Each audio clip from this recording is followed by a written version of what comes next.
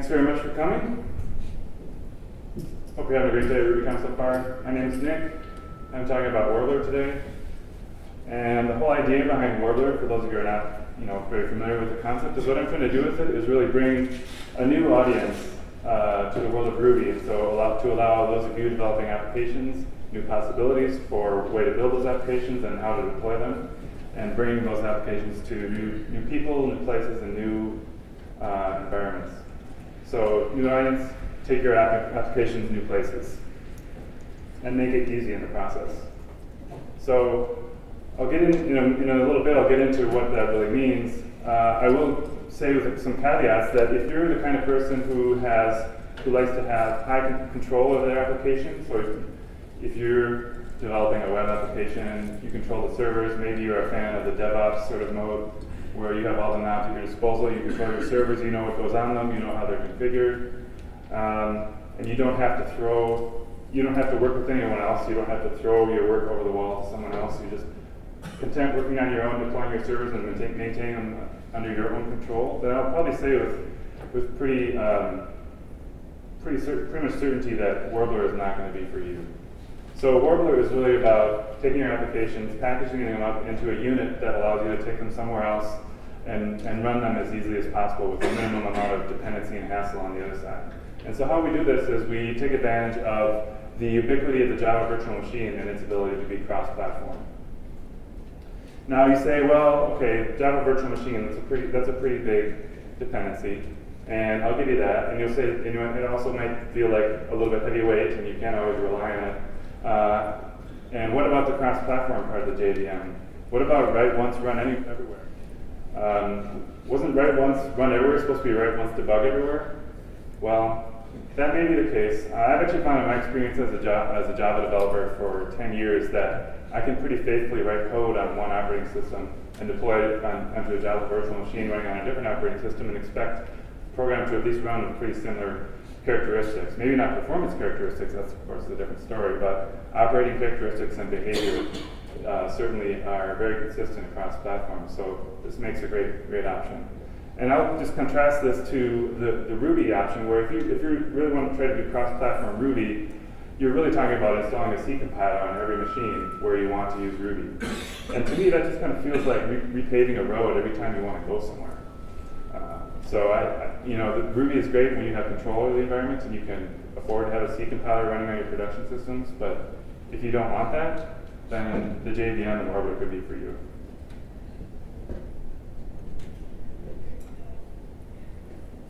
So let's run through a few possible uses that you might consider using Warbler for.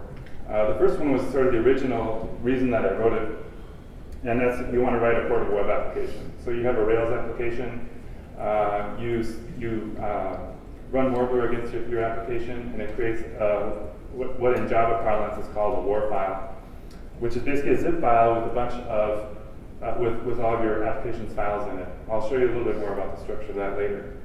And Java has this war file standard that most Java application server containers can accept a war file, and you just put it in. You tell the server where this file is, and it opens it up and sets up all the files and boosts the application for you. And this is pretty standard across most Java servers, so it's actually a really nice thing. There are a lot of enterprise organizations that run strictly by having their development or QA or release management team build a war file, and that war file gets handed off to the operations team where they actually maintain and run the application.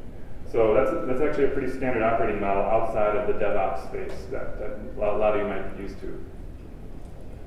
Another area is you can do cross-platform Ruby GUIs really easily.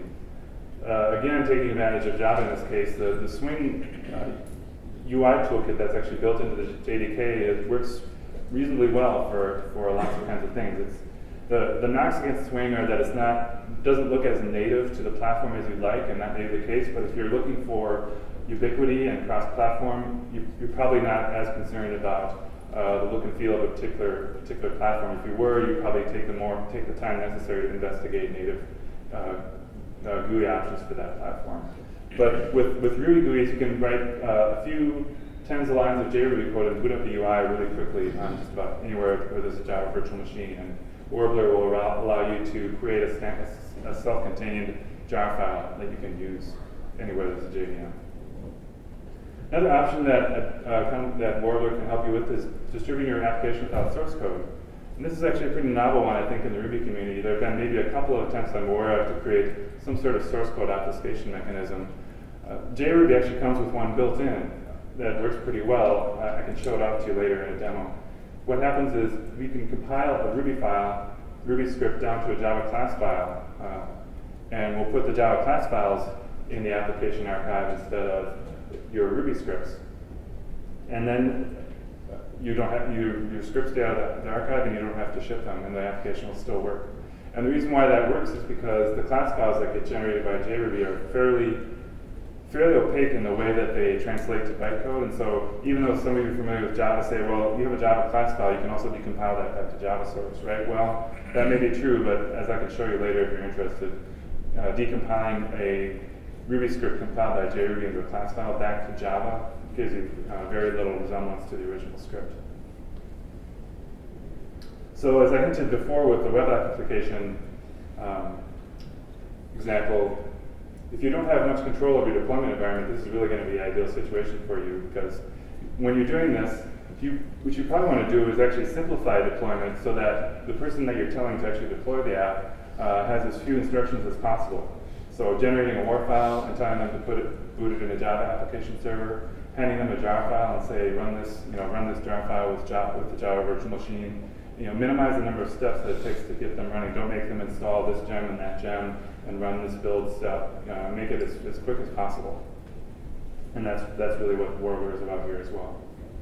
Another option, which happens to come along with JRuby sort of for free, is that we actually do have really good Windows support as well, both by virtue of the JVMs, cross-platform Windows support, and work that we've actually done ourselves to provide a good operating environment for Windows.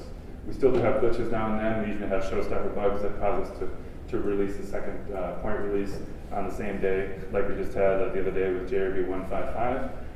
Those things happen, but we are committed to the Windows platform, and we think that JRuby is a great option for developing and running Ruby applications in a Windows environment.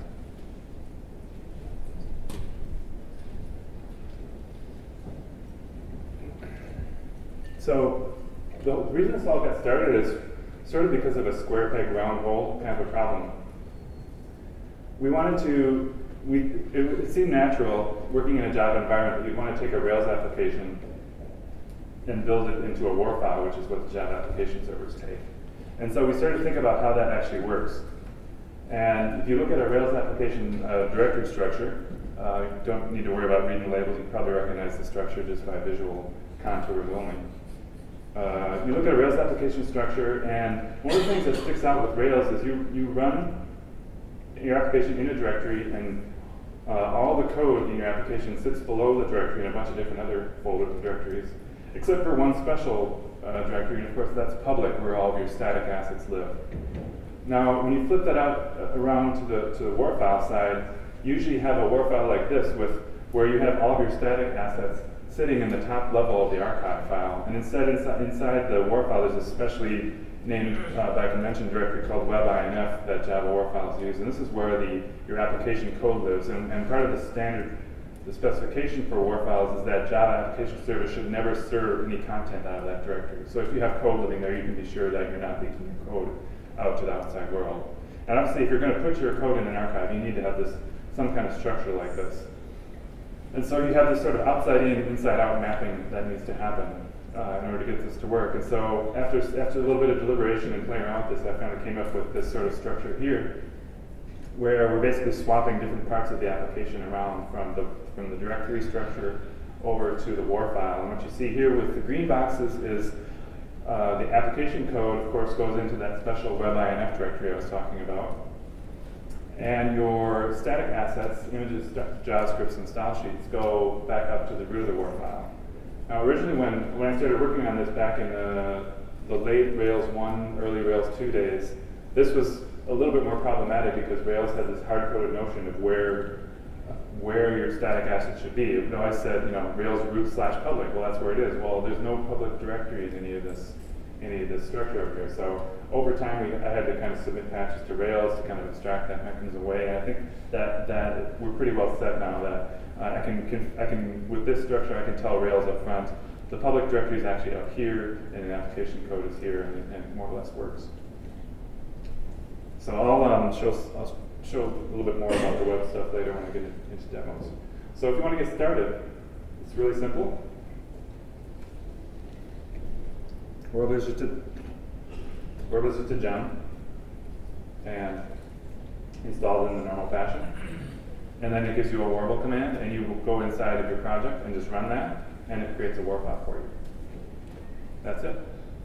Done. Go home. Of course, there's more to it than that. I'll get to that.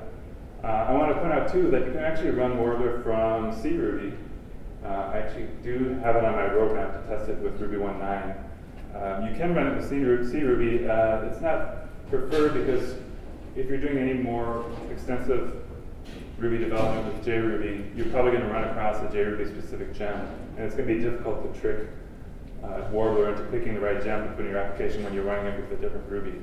So for now, if you're doing bigger applications, always use Warbler from within JRuby. If you want to play around with it and just do small scripts, you can certainly run it with JRuby just fine. So how does Warbler find out what to put in your files? Of course, the first mechanism we can use is bundler. We can detect a Gemfile in your project and boot up bundler and tell it to iterate all the dependencies in the project. And we can make sure those gems get copied into the archive. So this works great for Rails 3 projects or other projects where you start using bundler. For older projects that don't use bundler, there is a way around that. I'll tell you about that in a second. If you're doing a non-web style project where it's just going to be a jar file with some Ruby code, what we do is we expect the standard Ruby application structure where you have some executable in the bin directory, and you have some require paths and some files, and you may have some dependencies as well. And we basically, if you have a .gemspec file in your current directory, we'll load that up, get all of this information out of there, and use that to build the application. So if your application doesn't fall into either of those, you can still try Warbler, and maybe it'll work, maybe it won't. It does try to guess at things. It doesn't always get them right, but if it doesn't, we have a configuration mechanism. So you run this config command, warble config, which gives you a nice warble template. And if you open that and look it up, it's just a regular Ruby code, much like you see in Rails and lots of other places where you have configuration using some sort of a config object and a block. And this file is actually relatively big. All the options available to you are fully documented in the comments for that file. You can of course delete whatever you don't need, but that's a good place to start. And you can do pretty much everything you need within this file if you need to go beyond the defaults for what Warbler gives you. Another application of Warbler that's interesting is to embed it in a rake file. So rather than using the standalone warble command, you can actually just integrate Warbler as part of your rake build process. And Warbler was originally architected around rake, so this is actually really easy to do. I just have a Warbler task class, and you can create an instance of that somewhere in your rake file, and it will define some tasks. And you can take this a little bit further. If you want to build in multiple different configurations inside the same build, you can actually declare multiple Warbler task objects, give them different names, give them different config objects, and then pass in the parameters as you see there. So now I want to go into just a little bit about the internals of Warbler and how it's kind of evolved up to where it is today. The new release that's coming out soon has a structure that's sort of like this. You just saw the task object in code. And there's also the config object. You saw an example of that. There's also a class called jar, which is as you would expect. And jar is actually pretty easy to just use standalone as a nice little wrapper around the zip APIs. You can just create a jar like this, and jar has a files attribute. It's actually a hash of all the entries inside of the archive. And so the keys to the hash are the paths inside the archive, and the values can be a couple different things. They can be nil, which means just create a directory entry for that label, for that key. It can be an I/O object, for example, a string I/O you could use to create an in-memory file that will get stored into the archive. Or you can just give it a string, which represents a file name on disk. And that file name can be absolute and point to somewhere else. It doesn't have to be even living in your current project. And actually take advantage of this inside Warbler to package the gems. So when you run Warble and it starts looking for gems to include in the archive, it will just pick up all the files from the gems right out of your gem directories without having to copy them anywhere. So that works pretty nice. And so create gives you that jar file. And then if you look at the contents of that jar, you see that the entries that were put in there as a result. You see the script actually created 3 entries, but there's actually 4 here. Whenever you create a entry with multiple /separated paths in them, that it considers those directories as well, and it ensures that there are directory entries all along the way. So I'm going to jump back here. So going back to the internal structure of Warbler, a new feature that I built for the new release is this concept of traits.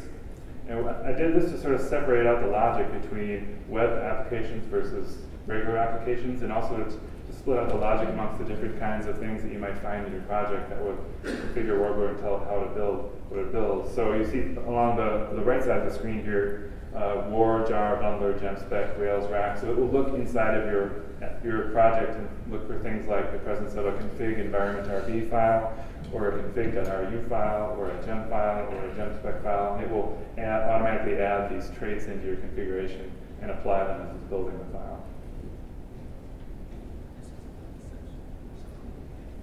So another thing that came in a recent version of Warbler is something I'm calling features, which is sort of a way to tag on extra behavior that kind of processes the war file, the contents of the war file, mutates it before it actually creates the archive. And so you see here the command warble executable compiled war is actually a valid warble command, and what it does is it creates a war file that is executable, means I'll show you what that means in a minute, and compiled means it does what I told you about before, where it obfuscates the scripts by compiling them to class files and only putting the class files into the archive for you. And so this idea of features is a way to say, well, here's a common pattern of transforming certain aspects of the files, and we want to do that repeatedly and bundle it up into an extra task that can be used. And then it also gives you a nice command line for saying, warble, create me a compiled war as opposed to a plain war. And depending on how people start to use this, as word gets out more about this, I'm hoping that this can kind of turn into a type of plugin system that we can maybe discover other people's features, and we can pull those in and use those as part of the war building process or the jar building process. All right, so I actually have a big slate of demos here, and I still got quite a bit of time, but I think I'll probably use most of it up doing demos.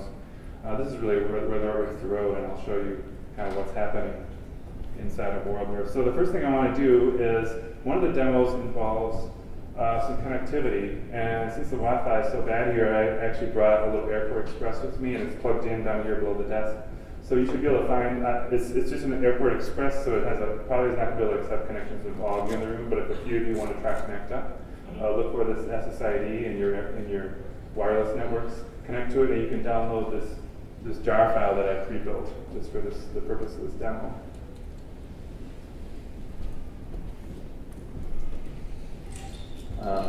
And that may take a couple minutes, so I'm actually going to do a different demo first. I'll get back to this demo in a minute. That's probably okay. So what I have here is, I have a copy of Redmine from a relatively recent revision on GitHub.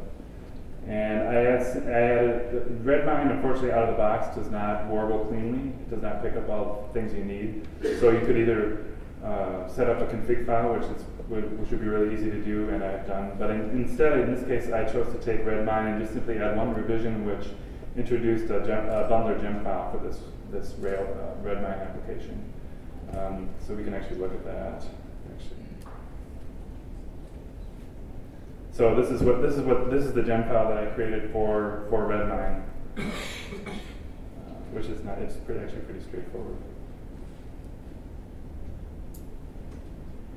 So what I can do is I can say warble. I can just run warble by itself, and that will give me a war file in a few seconds.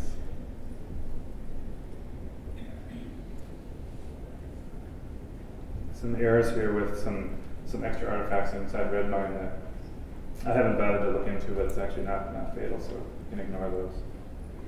So it says creating the war file. And that's it. So if you look at redmine.war, it's actually a little bit beefy. It's about 18 or 19 megs. And this is because we're bundling all the dependencies in, including JRuby itself. So if I look inside this war file, you can see there's a fair number of jars in here. There's some jars for the Active Record JDBC gem, jars for Bouncy Castle. There's a MySQL JDBC driver in here, as well as the JRuby core libraries themselves. And all that gets put in for you, either by detecting the gems that the project needs, or just by virtue that we need to include JRuby in there to make it completely standalone. So another interesting thing we can do, instead of just creating a war file, is to say, like I showed you, executable war.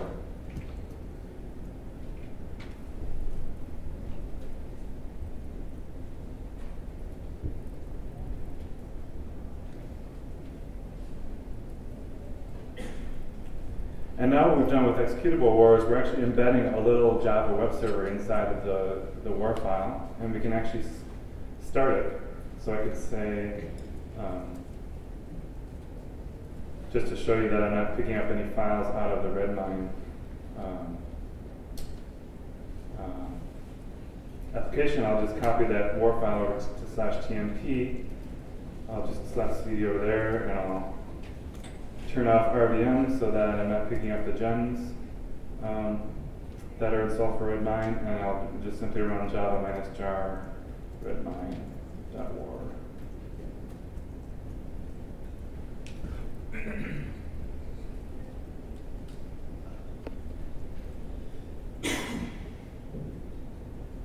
So it says it's running.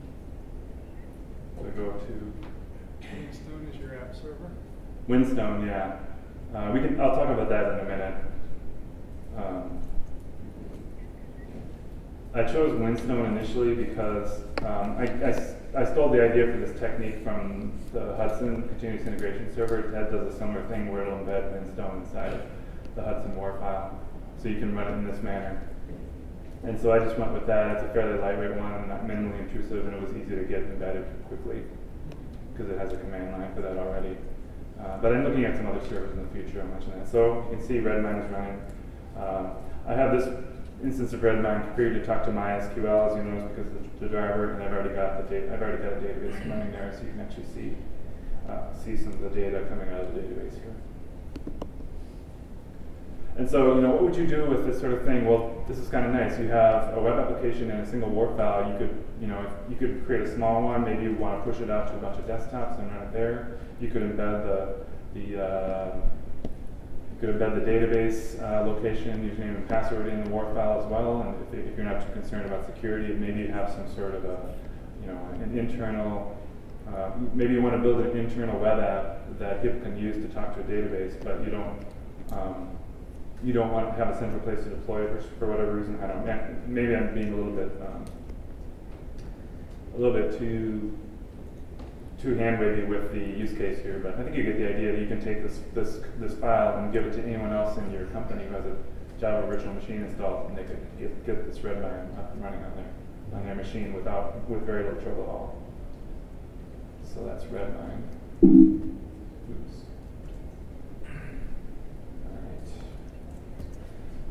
Next demo. Okay, so now we're getting to the piano demo. So what I have is, has anybody been able to download the piano jar file? Did you actually start it? Yeah, I did. Did it pop up okay? Yeah, it works. Okay, cool. So let me just to show you that there's no Java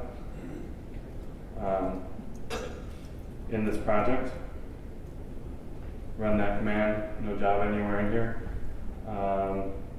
I can run Warble in here. And by, oops, no, I'm sorry, not in the right directory.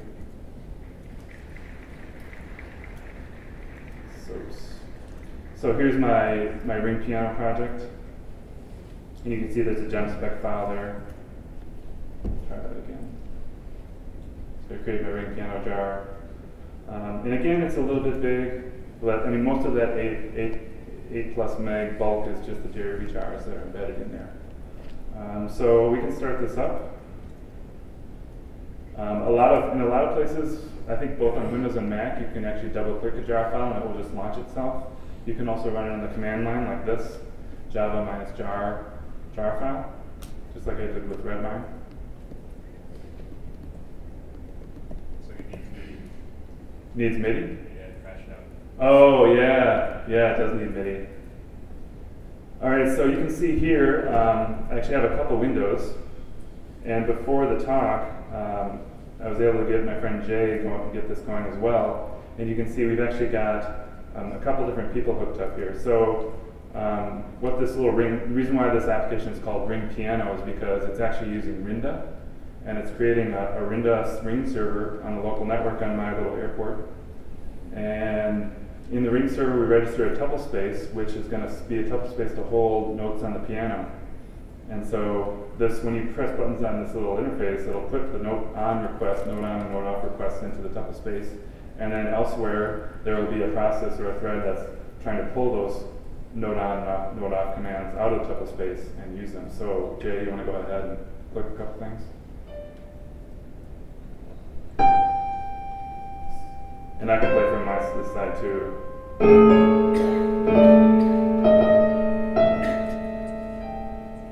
I should probably unplug the line because it's a little bit, oops, oh, I left that. Sorry about that. The volume of my computer was overwhelming Jay's.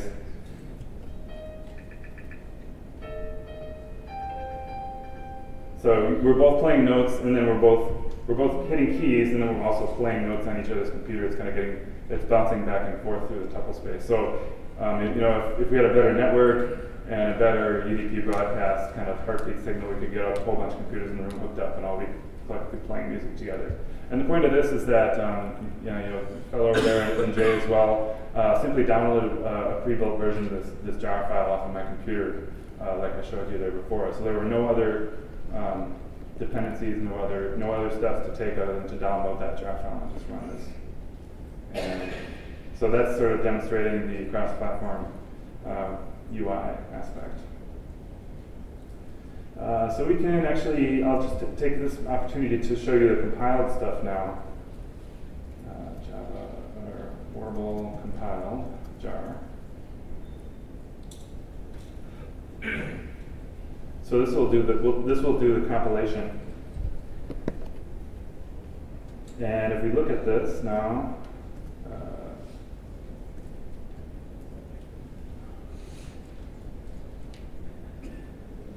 so you can see here's the actual layout of the jar file. You can see the JRuby libraries are embedded up here. There's actually I actually put a special file in the jar file called main.rb that just says to load up the executable in the bin directory, and then of course that's here, and then here's where the actual application code lives. And now if we go down here, we see we've got some RB files in here, but actually if you go in and look at those, they don't have any actual code in them. They just say load the class file instead. And JRuby can do that. JRuby can actually load a class file as a script instead of an RB file. So now if we actually decompile one of these class files, this is what the resulting Java code actually looks like. That stuff. So as you kind of scroll down here, you can see a whole bunch of gobbledygook. Here it couldn't even actually decompile anything. It just has like raw JVM instructions dumped out here. So you do see some things like, you'll see method names, for example, but very little else to give you any indication of what was actually going on in the original script. So that's that.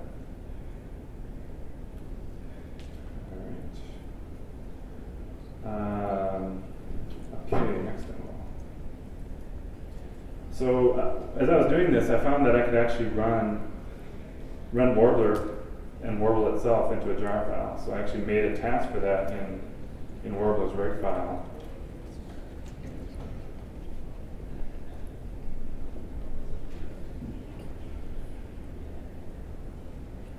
So I can actually use Warbler to create a jar file of itself. Now we have a Warbler jar. And I'll just copy Warbler jar to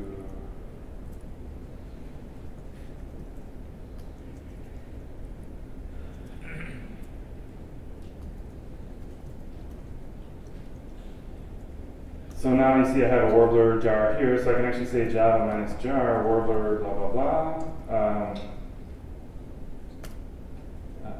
And actually run Warbler itself out of a jar file to then create a ring piano jar file. So, recursion for the win. And then I was thinking about this some more. Well, what else can we do? We can actually make a lot of other Ruby utilities into executable jar files. I've successfully done this for Rake. Rake works fine. Actually, you can do this for Rails as well. So what I did is, if you look at the actual Rails gem itself, it doesn't have very much in it, right? It just has the Rails script in a bin directory and a gemspec file. So if I run Warble here,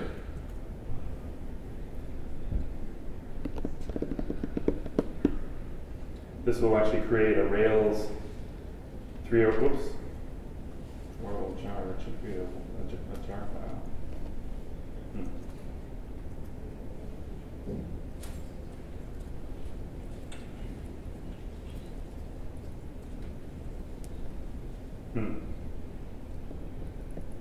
That's fine. It was just working a little while ago.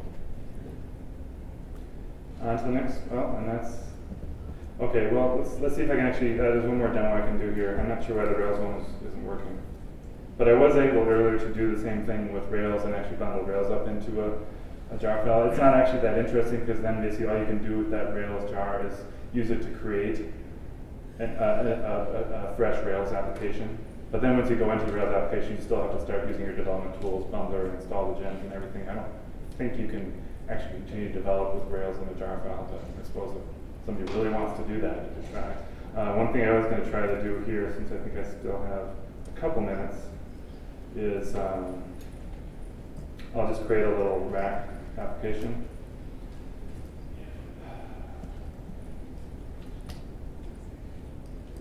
I'll say use rack run.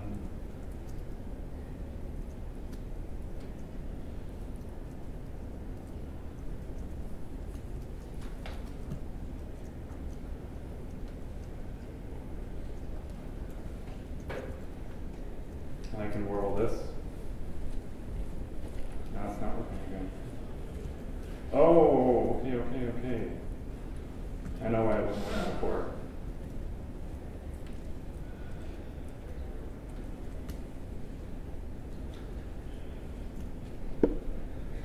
RVM settings. Alright, so here's I can do this and actually do executable.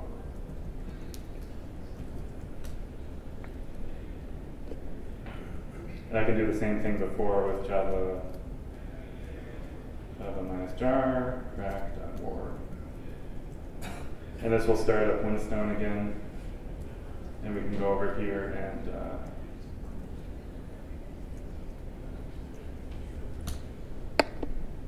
not loaded yet. Oops, some other error. Okay, I mistyped something. Oh, looks like I got a syntax error. Yeah, I missed an extra bracket, square bracket in my config.ru. But you see, it's actually detecting the config.ru, saying, okay, that looks like a rack application, or it could be Sinatra, or what have you, and it bundles that up and gets it going for you. So the thing I was going to show you before was, now that I have my environment set up properly, if I do Warble here, it's picking up an older version. It'll actually create a Rails jar.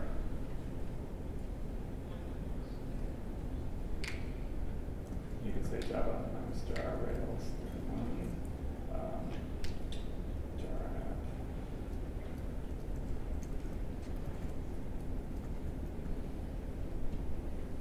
app. Rails new.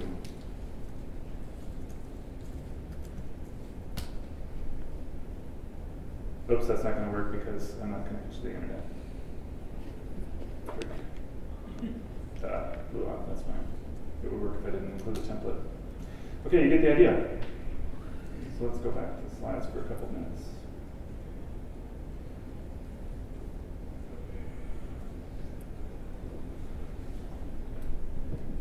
All right, so I just showed you a variety of demos. Hopefully some of them are somewhat compelling to you as ways that you could actually build and distribute new applications. That was obviously the whole idea of the talk. But, well, what's next? What else can we do here? Well, it's largely up to you, but I do have a couple ideas of things I could do to make this more interesting going forward. First one is since you'll notice that the startup of the compiled jar, the jar files and the war files was a little bit slow, and that's because well, first of all, starting up application of the JVM is a little bit slow in general, but add to that the fact that you have to unpack a bunch of stuff out of the jar file before you can run. So I'm thinking, well, if you actually want to distribute these as little utilities and actually be able to use them repeatedly and not be overwhelmed by the startup of unpacking everything all the time before they run, we could actually maybe make a little local cache on disk where stuff gets unpacked and we make sure that we track the versions or checksums of things that you're unpacking and make sure that if that stuff is present, we won't actually do the unpack step, we'll just set up those jar files directly and you can just run, and maybe that will be a way to make repeated uses of these utilities a little bit more pleasant in terms of startup time. As I mentioned a little bit earlier, I think it'd be nice to actually try some other web servers as well. Windstone is one that's been around for a while in Java, and it's not really maintained anymore. It seems to work pretty well, but maybe using something like Jetty, which is also another Java web server that's a good embeddable web server as well, which has the advantage of being maintained currently, would be a better option, or something to play with. Another thing to look at, there was a Summer of Code project this year. I forget the fellow's name, but he worked on a project called Ruby Archive.